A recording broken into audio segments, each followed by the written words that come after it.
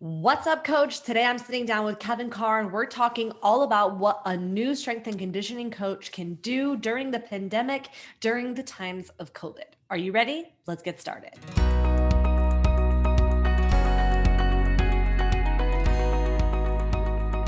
What's up, coach? I'm Beverly Simpson, and I am the owner of B Simpson Fitness and the host of the PT Profit podcast and founder of the PT Profit Formula. Today, it is a recording interview that I did with Kevin Carr for the podcast, all about what a new coach can do during times of the pandemic, during times of COVID, because it can be a very challenging time.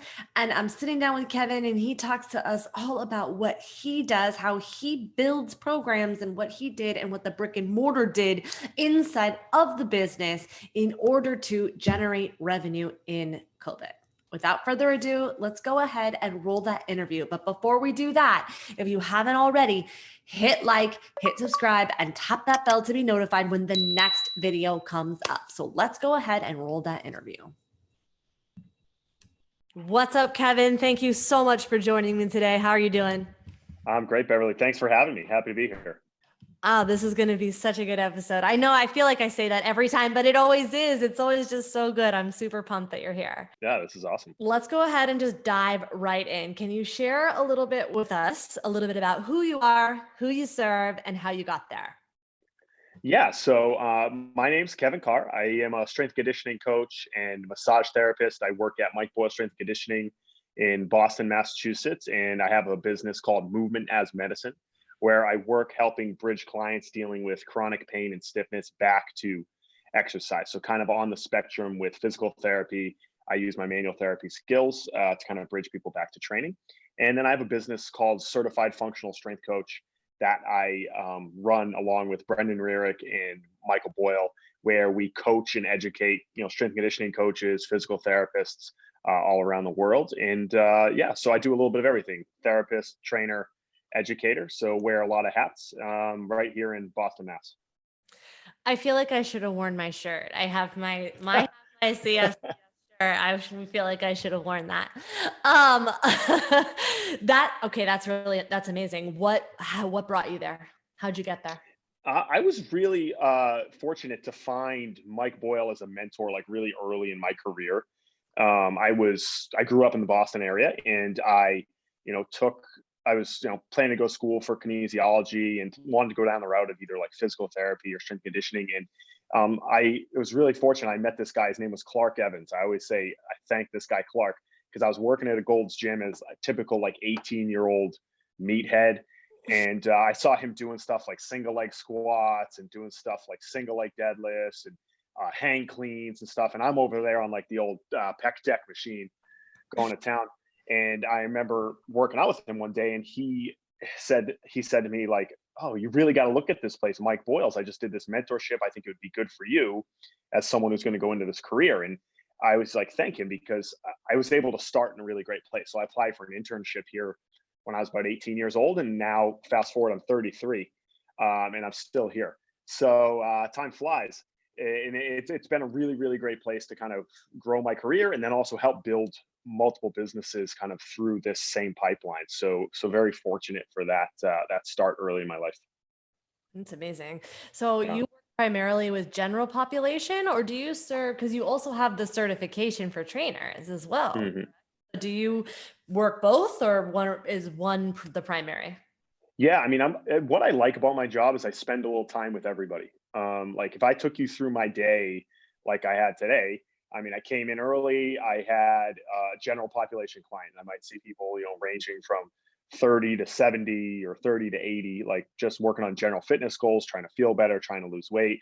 Then we'll also see professional and collegiate athletes on a daily basis. And then I'll also work, educating and mentoring with coaches and therapists and people who are trying to build their education. So it's nice. It keeps my day fresh in that I get to work with a little bit of everything over the course of a day, over the course of a week. So that's kind of what keeps me motivated and keeps my energy going, I do know. And what would you say are the most common differences? Like what are the differences you see between the collegiate athletes that you train and the Gen Pop people and the trainers? Like what are the big difference aside from the obvious, and then also the common threads?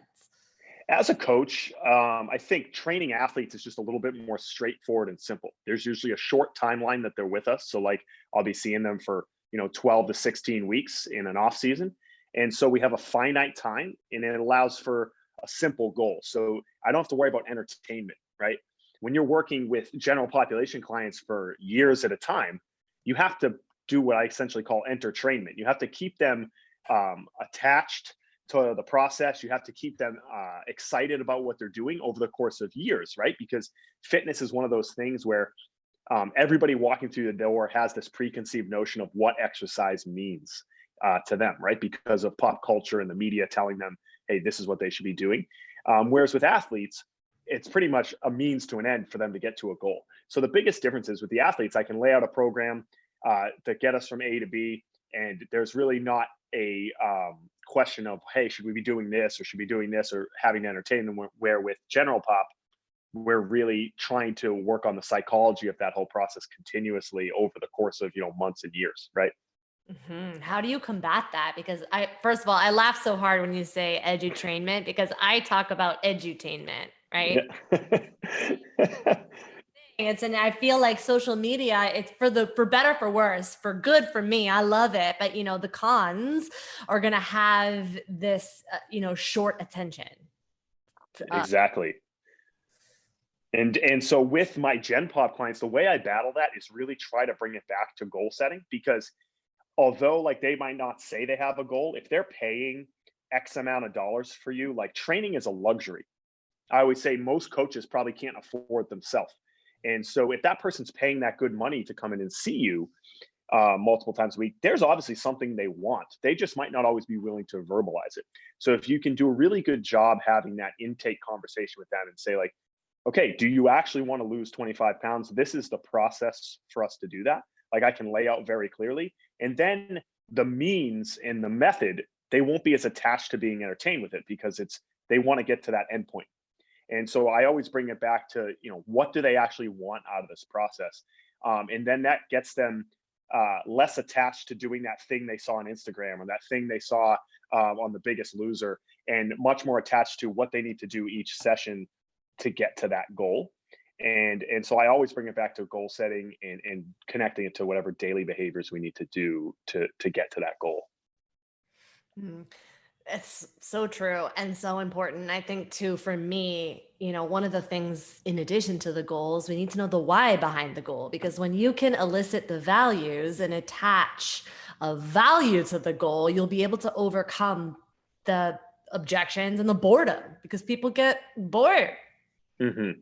Yeah, so I'll start with why idea, right? And that's why like that book was so powerful Mhm. for me in my career, from a coaching standpoint and a programming standpoint, because it helped me make better coaching decisions. And from a career standpoint as well, it helped me focus on what really mattered, from like where to put my energy and where to put my focus in my career. And you're right, you bring that right back to the client for them to put the why behind what they're coming in the door for and what they're paying for, and it makes the focus for them much more easy to define each training session that they come in. Mm, so true. Now I'm curious because you guys do work with collegiate athletes. How do you get in front of the general population? How do they find you?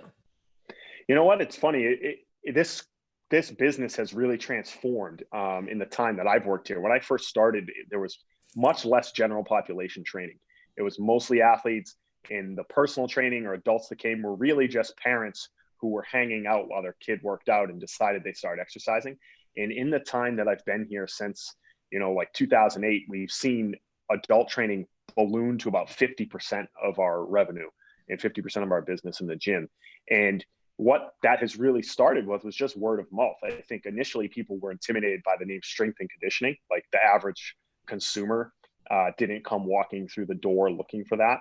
But I think over the last few years, I think one of the benefits you've seen because CrossFit did get popular is you saw regular people willing to lift weights. I say the one thing I could thank them for is popularizing the idea of people going and doing Olympic lifts, or people swinging kettlebells, or people throwing med balls. And to the average consumer that looks through the window, they might think that that's what we're offering in here. And so I think that that was a big part of it. And then word of mouth, I think, has really been our best marketing strategy. We don't honestly spend that much money on advertising.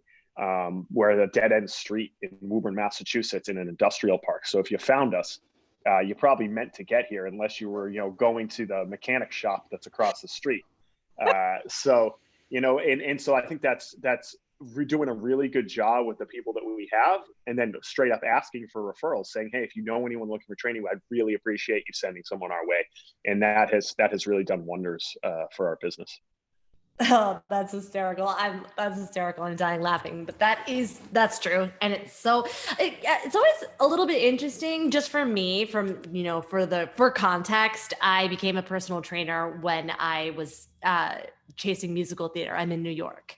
And so for me, I've noticed over my years of training that there is a high population of really popular and very smart coaches in Boston, in Massachusetts. Is there a reason for that? You know what? We've been really fortunate. I remember saying that when I was growing up, like, it was great because I could go and like reach out to like Jason and Lauren at Achieve, who do an awesome job.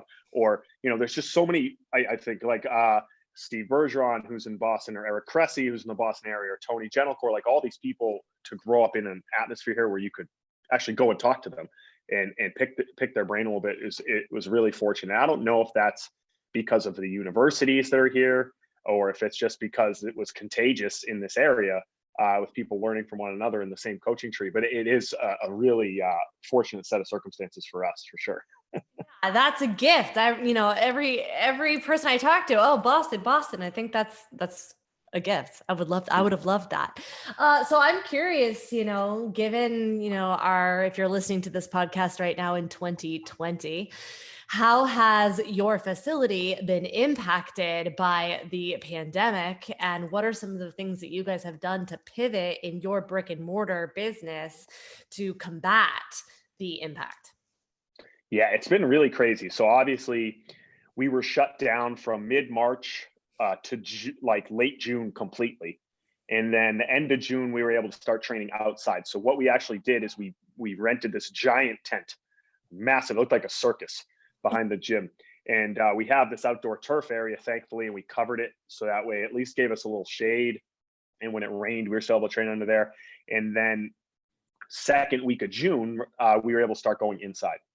And the way the guidelines are in Massachusetts, it's 14 feet apart in between people if they're inside. And so fortunately, if you've ever seen MBSC, it's a really big facility. We're at almost 30,000 square feet in size. It's a big industrial building. So we're lucky enough that 14 feet apart means we can still have 8-person groups running at one time.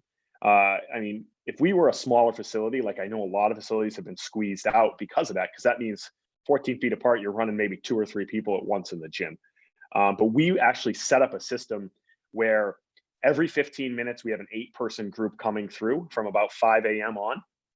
And so we just had to cut our capacity. We're probably about 75% of what we normally are because of our square footage. But the big thing that we had to accept early on was this wasn't just going to be a temporary thing. So we had to start making adjustments to the programming and to the way the facility was set up that were more permanent, in that we moved all the Kaisers that were bolted into the ground. We bought more of them. We bought more racks to space them out and change the whole layout of the entire gym so that we could meet those guidelines and run groups efficiently. Because to give you an idea, in a normal summer, we might have 300 to 400 athletes come through in a single day. And obviously we were going to have to change that. So the way we did it is going from a 90-minute program that we would normally run for athletes down to a 1 hour. So cut the time down so then we could fit more groups in throughout the day to still service the same amount of athletes, just in a smaller time zone with groups more spaced out. And so we just had to go back to the drawing board and go back to logistics and say hey, there's some things we can't do in the program, like sled pushes. They take up too much space. We had to move our sprinting outside, things like that, where we really had to sit down as a group and go on a whiteboard and literally write out hey, if we can only have so many people in this room at 5:30, that means you have to be out of here by 5:15, no questions asked. So what exercises can we do in that 15-minute block and really go down to the minute to ensure that we're going to follow the guidelines effectively, but still be able to service our population the way that we wanted to. And we've been very fortunate that our community of members that come here have come back. The majority of them have come back.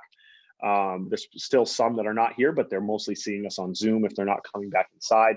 So the support from our members has been amazing, because without them, obviously, the lights wouldn't be on and the doors wouldn't be open right now. So, and I know obviously there's a lot of gyms that probably aren't as fortunate as us, mainly from a size constraint standpoint. So we're very, very lucky in that respect. Yeah, for sure. And I'm just out of curiosity, what are some of the ways that you have been innovative in this time? I feel like so many people as personal trainers, we get, especially seasoned personal trainers, we become almost dogmatic in our approach and think that this is, the way that we have to do it. And I feel like it's a blessing in 2020 to push the boundaries of innovation. Essentially, I feel like we've had to really think about different ways to approach training. And so now for you specifically, when you're condensing these 90-minute programs into 60 minutes, did you have to deal with any type of efficiency or any type of, impact it had on the actual athlete? Yeah, so there are a few things. One, we just had to shorten the warm up and power section at the first half of the workout a lot, like much less skill work than we normally would do, a little bit less warm up and prep work than we normally do, mainly because we had to cut the fat to fit everything in the hour. And we had a really funny conversation at one of our staff meetings when we were building the program. And so since we had to have stations where hey, we would hang clean here, we would bench press here, we would split squat here. The only way it worked is if we moved bench press to the very end of the workout, right? The last block. And I remember us all being like, why would we bench press last? We want to get the main lift in first, and the kids always kind of expect it. And we had to say listen, see, it doesn't really matter in the grand scheme of things for this 14-year-old kid to bench press at the end, but it really matters from a COVID setup standpoint, because we don't want people walking across the gym to get to the racks and to walk back. So we had to kind of just reorganize the whole flow of things. So things like that, and really being on top of our coaches to, corral the groups and be like, this is how we're going to do things now, because we have so many repeat athletes that always come back and expect the same flow and consistency. So we become dogmatic, but so did the athletes and so do our adults. And we always say with our adult clients, they're almost like the dog that always goes, pee in the same place. They want to do their goblet squats in the same spot of the gym. I would be like, okay, these are your stations now. And then I'd look over and they'd be wandering off to their old place where they did their kettlebell swings all day with their squats. I'm like, no, you have to stay in this box the whole time. I'm sorry. But now they've been trained. And it's actually funny in discussing it with a lot of them, they don't want to go back. The adult clients don't want to go back to the way it was. Mainly, it's going to be, I don't know what's going to happen if we get through this, what we're going to do, because they like having their own station. We bought power blocks for every single station. So that way we didn't have people exchanging dumbbells and cleaning dumbbells in between. And so now they're I have my own station with my own power blocks, my own bench, my own trap bar, my own Kaiser. It's there's no sharing of equipment anymore. And so they're kind of liking it a little too much now. We've kind of trained them to that. And I'm not sure if we're going to be able to go back in the future. Oh, that's funny. That's funny. How have you noticed an impact in their results? You know what? I think that they're probably a little bit more focused in that time because there's less socialization.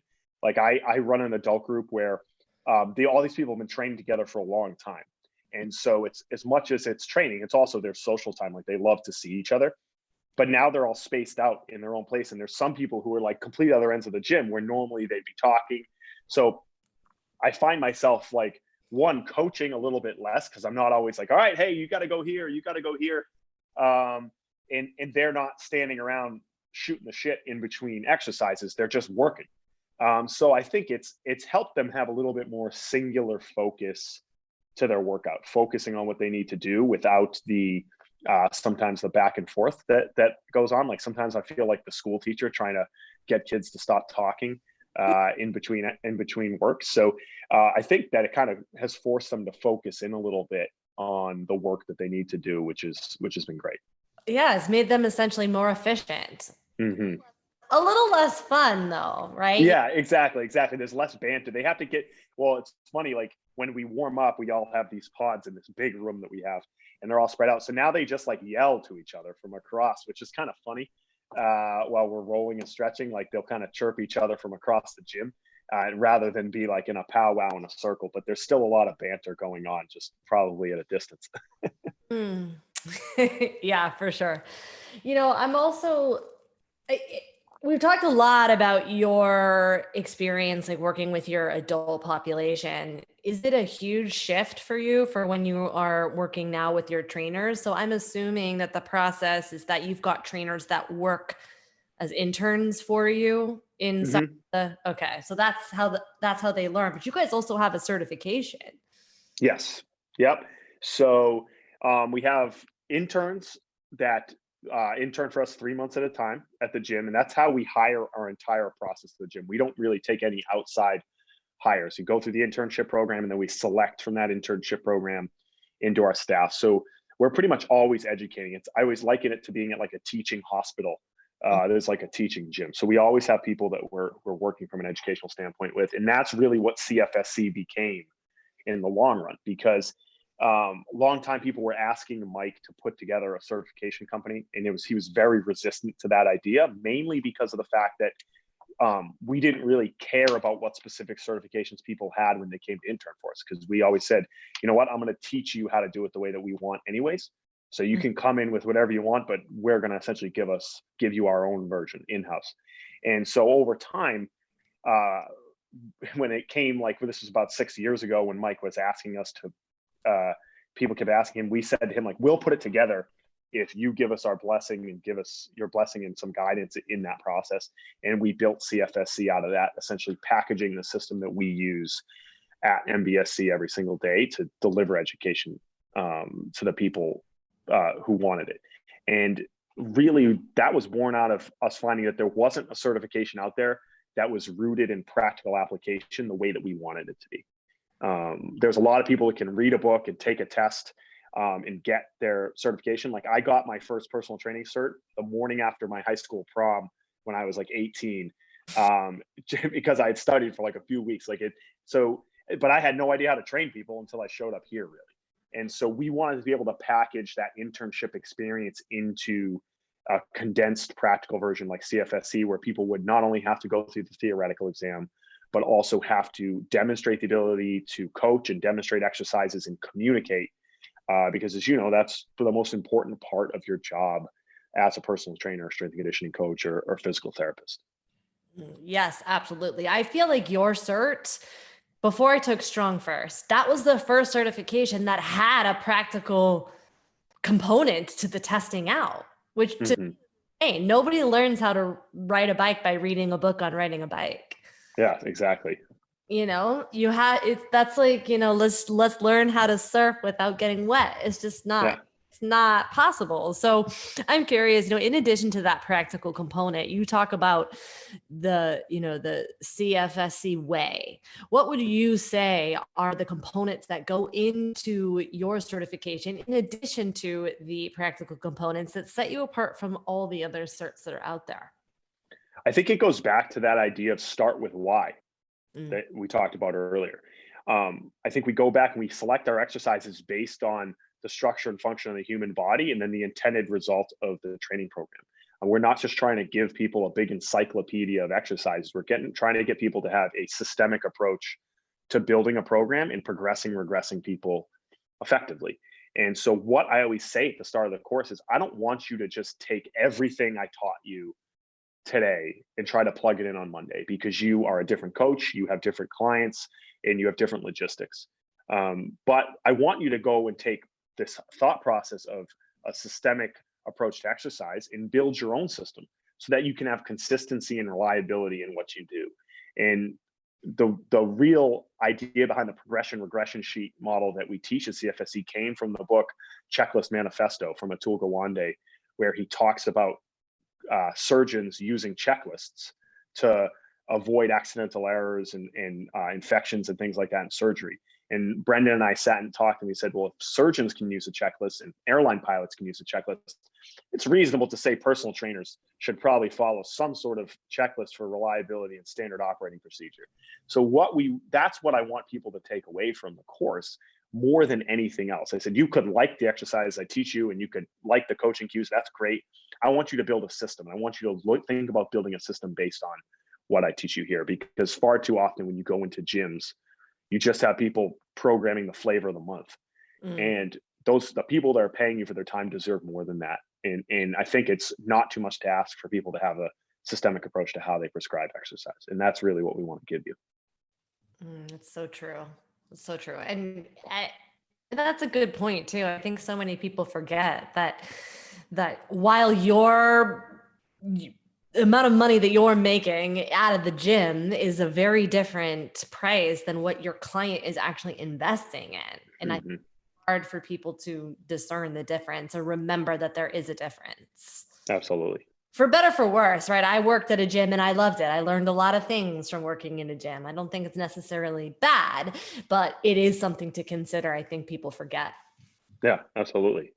So I'm also curious, what's the number one question that when that you guys get when you're working with brand new trainers that come into the facility, they're eager to work with you? What's usually the number one thing people ask you? The number one thing I get from like interns or coaches that come to CFSC are usually just general programming questions. Like I this past week, I had a bunch of interns like, can you talk to me about programming? And it's such a general question. Because I literally get this all the time. And I'll say, well, programming just means you're giving a system to get from point A to point B. But the problem is like you get inundated with these ideas of like Russian periodization or undulating periodization, these fancy words or fancy systems that I think separate out people. And they have these young coaches who think like, I don't understand what's in that textbook or what's in that. And I said, all that matters is the client in front of you. And so let's sit down and simplify this conversation rather than trying to apply that textbook that you read or that blog post that you read about coaching. Sit down and have a good conversation with the person that you're about to train.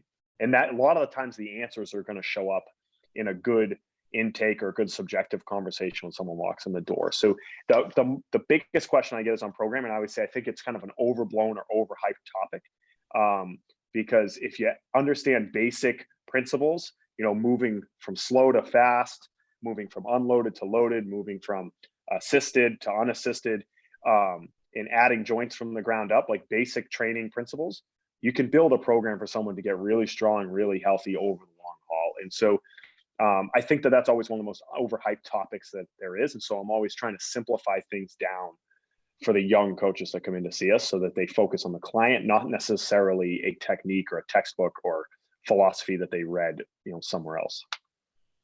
I think too, and I'll speak for me that, as when I was a young trainer, and by young, I mean just young inexperience, you are combating those group fitness classes or the Instagram trainers or the beach body workouts or people, your general population, they have this belief that if it's not new, if it's not fun, if it's not different than what you did before, then it's going to be boring and then they won't do it and then they won't get results, right?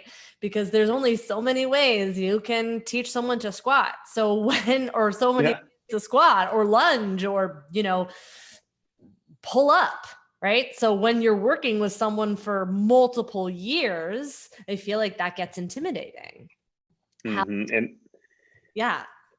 I think often the coach gets bored and gets tired of it before the client does, because we typically are training 10 people a day, right? And so you're doing the same stuff 10 times a day. You get mental fatigue before they do. They're only seeing you twice a week for 2 hours, right? So you might think like, oh, we've been doing this forever, but like you've been doing it forever. And I always remind myself like this person probably has a lot of training age to build on before they get to fatigue of whatever it is that we're working on. And then going back to what you said at the start about bringing it back to their why, I always check back in, like on my Excel sheet where I write their programs. I'll write their goals. I'll write what their motivation is that they're trying to get there. And that helps me, make the right choices consistently in their programming to remind myself, oh yeah, we can still stay on this path. We can still stay on this path. And very rarely do you exhaust training options for people who are in the general population. You can continue to probably get better at those fundamentals for long periods of times and get brilliant at the basics before you have to start, going to the next level up. Oh, I love that. This is a great segue. And I'm curious, how do you determine that? How do you decide whether someone needs to just keep reiterating the basics or they can level up? Like, what's your barometer of, I feel like it's a nuanced conversation in terms Hmm. of like, the definition of insanity, doing the same thing over and over and expecting a different result or trusting the process. How do Yeah, you, exactly. That's a great question. So what I find is, like, again, are we moving the needle towards our goal? If I find that we're stalling out, like if we have to have markers that we're trying to aim for, right? So objectively in the weight room, it can be very easy, right? If they're saying, hey, I want to bench press, 300 pounds, are we making progress? Um, from a numerical standpoint to get to where we need to go. If it's, are we trying to lose 10 pounds? Or are we making progress objectively on the scale? Are we making progress in our daily behaviors? Like, are we recording our food? Are we managing our sleep? Are we checking all of those boxes? I want to make sure that we're doing those things, because you can measure objectively or you can measure in the behaviors that they're doing on a daily basis. From a training standpoint, what I always ask if we need to continue to change things is, like, how elite is that person? What is their training age? If you have someone who is like a high school kid who's been training with me for 3 or 4 years, there's still a long way that we can go there. If you're someone who's a professional athlete who's been with us for 10 years, which we have some of those, then we might have to parse out how we deliver that training to them differently, right? Because if I think about some of our, like, NHL guys who are just trying to keep their career going, there might not be a numerical goal for them. Like, they're not trying to lift more. They're just trying to get to the next contract and stay healthy. And that, it can be a little bit more difficult in that, like, the answer isn't always more weight on the bar. It's maintaining where we're at and just looking for tiny little ways to get better. Maybe we have to work a little bit more on explosiveness. Maybe we have to work a little bit more on mobility. We have to start to go down more specific avenues to try to give them a little bit of edge or prolong their career or keep them healthy. Or maybe it's lifestyle management, right? Stress management, sleep, nutrition. We might have to zero in on one single variable because all those other buckets are filled, right? With a lot of people with lower training experience, you can keep filling all those individual buckets simultaneously because they're all empty, right? So I was to keep this idea that Brendan Rurick always talks about, being a bucket filler.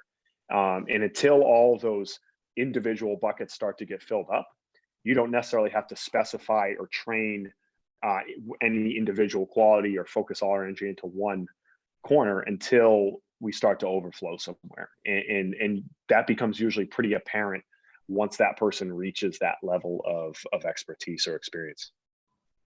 Hmm, that's good. Yeah. That's good. That's really insightful.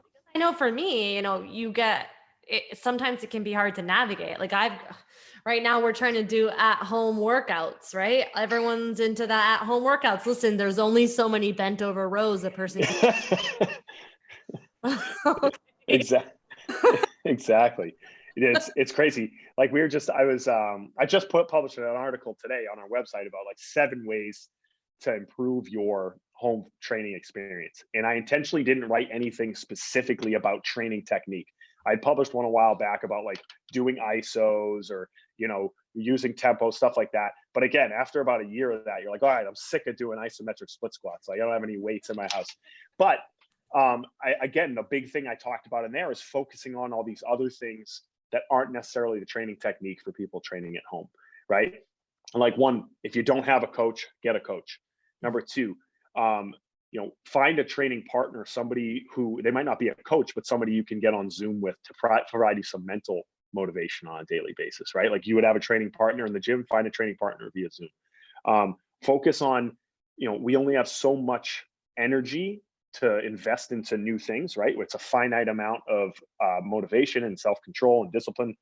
And if we can't push the training goals real hard right now because we're training at home, focus on lifestyle management, right? Put your energy into lifestyle modification right now and just cruise along with your training. That's okay because we can put our energy into something else.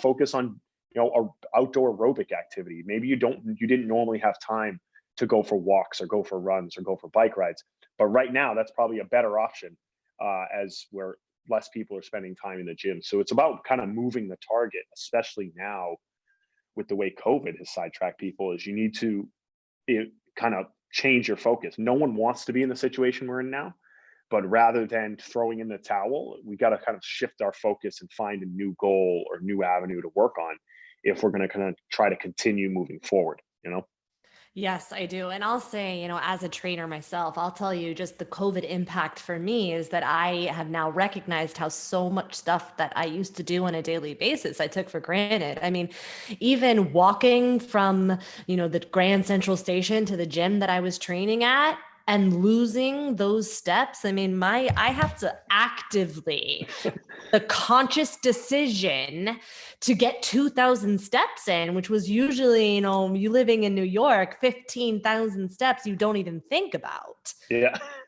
And when you have like finite motivation and discipline, and all of a sudden you have to move your attention to stuff you didn't even think about, that has a significant impact. And as a coach, I can't even imagine what, the general population is also experiencing.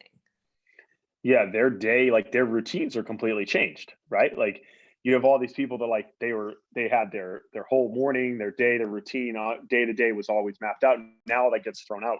So I think you saw a lot of people initially in those early months, March, April, May, like things just kind of went haywire, right? And at some point we had to focus back in. And like I said, the way to be successful is to think like, okay, it's going to be this way for a while. So what is going to be my new routine? What is going to be my new way that I focus my energy now that I'm working from home, now that I don't have the gym, now that I'm not going out to dinner or doing these other activities I used to have? How do I refocus my energy for the next, 12 to 18 months? Go figure, we could be in this and focus on how to be the most effective person I can in this setting. Because I think if you look at this as something temporary, you're just going to be kind of treading water to stay alive through it, as opposed to, making the best of the unfortunate circumstances that we have.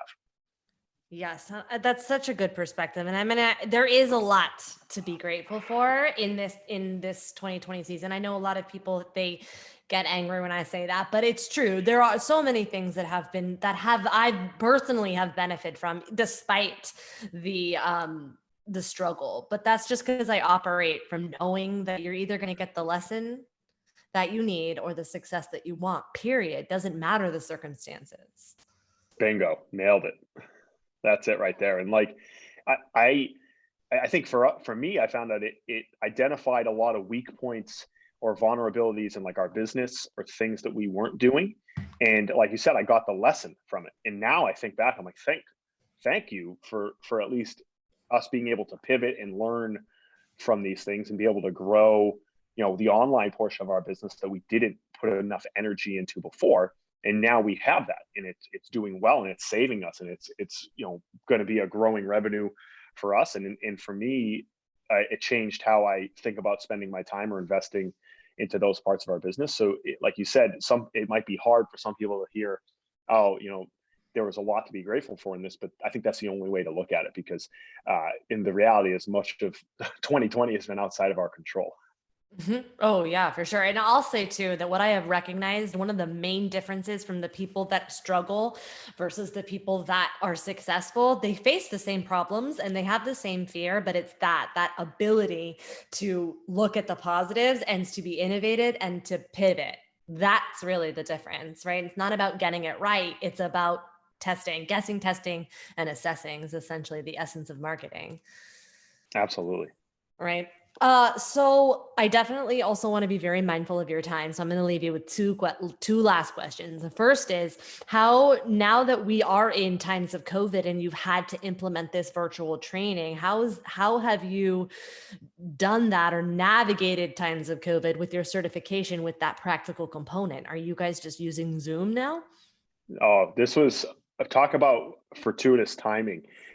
We launched CFSC online level one in January, like mid end of January. We were working on this for like a year to have it the way we wanted. So we partnered with this amazing company, Inspire 360, and they built a platform for us that was custom to what we wanted. And we were very resistant to doing an online course for a very long time because we wanted there to be a practical component and we wanted it to be the same experience as if you went in person. And so what they did is we had a company come and we did a virtual level one. So I had a camera follow me as I taught a real course. It includes the question and answer. It includes me teaching to the camera as if you are literally sitting there in the group. And it's an 8-hour course. Like it's you watch an 8-hour video, you're probably sick of me by the end of it talking. And then you do all the same theoretical work that you would do for our live workshops. And then we built an online testing portal. And so what this is you have a test prompt of us asking you the questions, just like you would for a practical. You write out your answer, and then you submit a video for each question of you demoing, coaching, progressing, and regressing the same way you would as if you were at the course.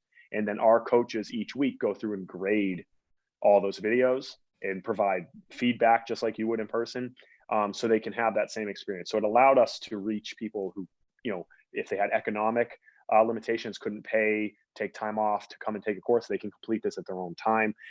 As well as now with COVID, thank God we had launched it about a month before, and we were able to keep going without missing a beat. And what we're doing in addition now, because we're not doing any live workshops, is every month we're also providing a free live Zoom workshop to accompany anyone that signs up for level one or level two, so they can see someone live and in person as well. So that has been a really fortunate circumstance for us, and it's also taught us, how to deliver this product better virtually, as opposed to just doing it in person all the time. That's awesome. And also, I Yeah, think one of the most undervalued skills I think that this time has given to trainers is the ability, or it's forced the issue of being able to communicate verbally cues instead of tactile touching, because it's easy to absolutely.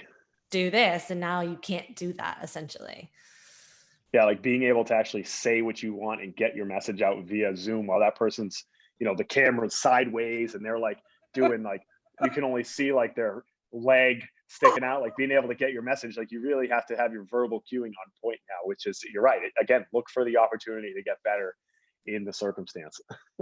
Husband hated being touched when he was like when he was being trained, and so he's so grateful. He's like, now no one touches me, it's the best. That's great. Okay, so right before we hit record, you were telling me about this book that you currently have that's coming out. So what is next for you? Can you please share with us, what are you doing? What's next for you? Yep. So I have this book called Functional Training Anatomy coming out through Human Kinetics. It's due out March 1st. Mary Kate Fight, who is brilliant, she's a PhD at Springfield. She Adam? helped me yeah, his wife. Yep. Yeah. She helped me put the book together. She's been amazing, helping me get all my writing to be legible and understandable. So our book is coming out March 1st. It's available on Amazon right now for pre-order. And so what it essentially is it takes the system that we use at MBSC and the system that we use as Certified Functional Strength Coach and breaks down the exercise selection and the why, like we talked about, anatomically. And so what they've done at Human Kinetics was amazing is we did pictures of every single exercise. And what they did is they turned them into drawings with the anatomy drawn into a single leg deadlift, drawn into a med ball chest pass, drawn into a hang clean, with explanations of why we choose these exercises, how to perform them, how to progress, how to regress, and then the overall training philosophy going from mobility to warm up to power to strength training to conditioning all the way through. And so it serves as a really good adjunct to taking the CFSC course. And I hope it helps coaches and therapists make better exercise selections when building their programs. So that's something we're really excited about. Like I said, people can pre-order now and they'll get their book March 1st. So the book's done. You've already written it. Hands off. Like I don't have any more to do from a writing standpoint. We're just kind of finishing up a little bit of artwork proofing, but it is ready to go. Yep.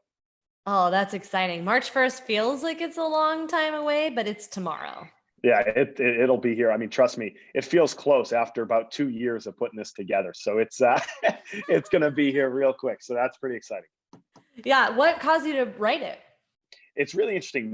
They people at Human Kinetics reached out with a few different product ideas and book ideas, and we really narrowed it down to this one, as I thought that it went really well with what we were already delivering at CFSC, but I think it added another layer to the ideas that we talked about, that Mike talks about in like his book Advances in Functional Training. It goes right into the anatomy from a visual standpoint, which I think was really helpful. So I mean, credit to Human Kinetics for kind of getting the ball rolling, and then we kind of shaped it from there into the product that you're going to finally see come out.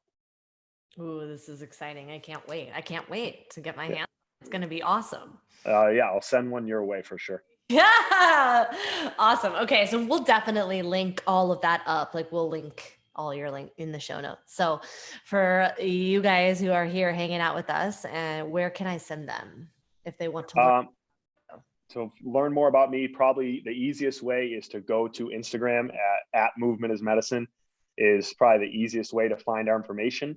That way you can get our website. You can find all our information there about certified functional strength coach and Mike Boyle strength and conditioning. So that's pretty much the best way to get in touch with me. So at Movement is Medicine on Instagram. Okay, cool. And we'll link that up in the show as well. So thank you so much, Kevin, for joining me. I really appreciate it. This has been so helpful. I know this is going to help a lot of people. Awesome. Thank you for having me. It's my pleasure. Thanks so much for hanging out with us today, Coach. If you like this video, chances are your friends will too. So please be sure to share it with your friends on social, hit like, and if you haven't already, hit subscribe and tap that bell to be notified when the next video comes out. And I'll see you on the next one.